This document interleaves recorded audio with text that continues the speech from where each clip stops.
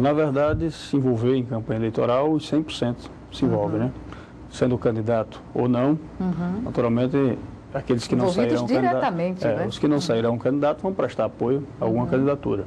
Nós temos a senadora Heloísa, né, que é candidata ao Senado, bem avaliada nas pesquisas. Existe a minha pré-candidatura. Existem outros colegas que pretendem também. Eu vejo com boa chance de vitória a pré-candidatura da vereadora Rosinha da Defal, a deputada federal. Se confirmada a candidatura do Galba, deputado federal, também vejo uma candidatura muito forte. E outras candidaturas que possam surgir. O vereador Luiz Pedro, né, pode ser candidato a deputado estadual, também é do meu partido. E outras candidaturas, como eu coloco, que... Mas a Câmara deve manter uma pauta mínima, não é, de trabalho durante esse período. Não vai minimizar tanto ao ponto de engessar, digamos assim, o trabalho em plenário. De forma alguma. Nós nunca, durante a história, deixamos prejudicar o andamento legislativo. Muitas vezes, nós temos sessão terça, quarta e quinta. E no período eleitoral, a gente concentra forças mais na terça e mais na quarta-feira. Então, geralmente, a quinta-feira, a gente cumpre a agenda de campanha. Mas o legislativo não é prejudicado, o andamento dos trabalhos legislativos, e nós não podemos parar o legislativo, independente de candidaturas ou não. Voltando à sua condição de pré-candidato, o que pesou mais, de fato, nessa decisão? Observe, a história política minha. Eu tenho 4 mandatos. Eu sou filho de um ex-deputado, tenho uma história familiar. Maceió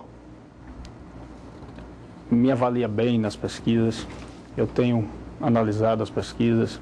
A Grande Maceió também responde ao trabalho que nós desenvolvemos em Maceió e também em cidades ciclovizinhas, a exemplo de Satuba, Santa Luzia do Norte, Coqueiro Seco, Rio Largo, Pilar, né, Barra de Santo Antônio, enfim, Paripueira. A Grande Maceió, ela corresponde até porque é muito ligada à nossa cidade, independente até em algumas áreas.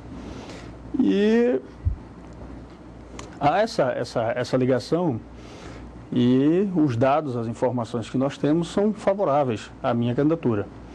E não falando ainda de toda a base que meu pai tem ao longo da história e que a gente cuida, cativa, cultiva e estamos trabalhando. Como o senhor classifica ou consideraria a sua atuação à frente da mesa diretora? Até porque o senhor sempre esteve em 4 mandatos, né, trabalhando juntamente com a mesa, mas na presidência foi a primeira vez. Foi um trabalho, tem sido um trabalho difícil de ser exercido, presidente? Observe, eu tive a oportunidade, ainda muito jovem, aos 22 anos de idade, eu era vice-presidente da Câmara. E por algumas oportunidades, o presidente Arnaldo Fontan sempre me deixou exercer a presidência até que eu fosse aprendendo. Aprendi. Esse ano de 2009 foi um ano de muitos desafios. Primeiro, veio a implantação da TV Câmara, veio a implantação da Rádio Câmara, que nós implantamos, e depois a Rádio Palmares não teve tempo para cobrir. Se adequar. Né? E aí nós cancelamos a Rádio Câmara. Nós implantamos o portal eletrônico de todos os vereadores. Nós tivemos o desafio de fazer, através de lei, as verbas indenizatórias. Nós tivemos a fiscalização da Procuradoria Regional do Trabalho e do Ministério Público na questão da quantidade de cargos comissionados da Câmara, que nós tivemos que reduzir o quadro. Eu reduzi de 437 para 175, reduzi 262 cargos. Foram vários os desafios, né? E isso nos amadurece, né? Tanto politicamente quanto amadurecimento na própria vida.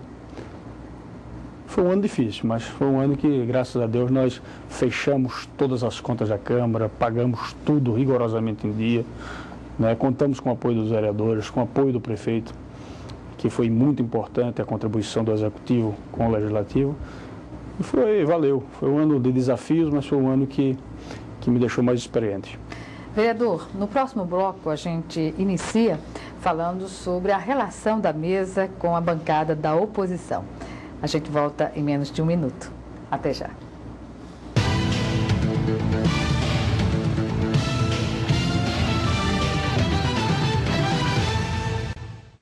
Estamos de volta com Frente a Frente, que hoje conversa com o vereador Dudu Holanda, do PMN, presidente da Câmara Municipal de Maceió.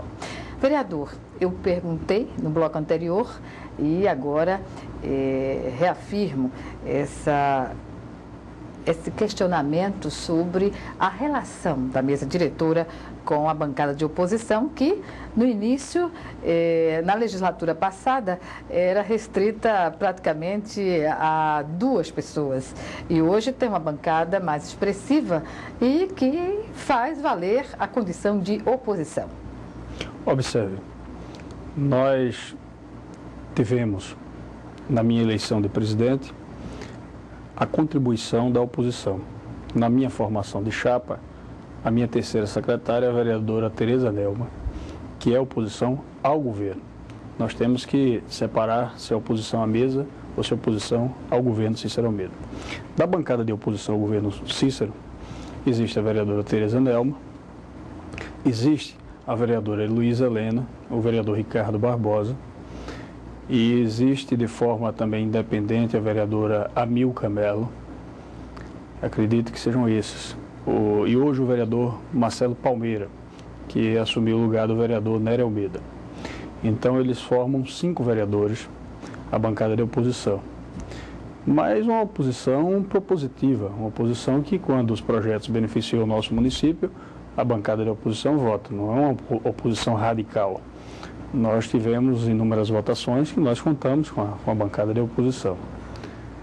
E então a minha relação enquanto presidente com os colegas vereadores é uma boa relação, indistintamente de ser oposição ao prefeito ou não. Eu tenho uma excelente relação com os colegas. Presidente, em relação às candidaturas postas este ano, nas condições majoritárias. O prefeito Cícero Almeida está para decidir, mas eu particularmente, que já o entrevistei aqui várias vezes, não acredito que ele saia candidato ao governo do Estado.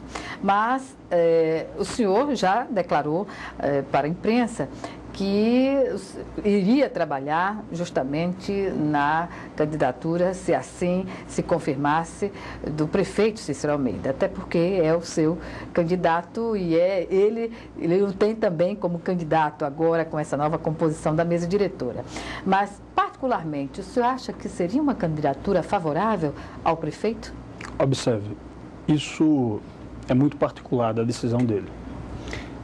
Se o Cícero for candidato, é o meu candidato. Se o Cícero não for candidato, é como eu coloquei, eu tenho que continuar contribuindo com a administração do prefeito Cícero Almeida.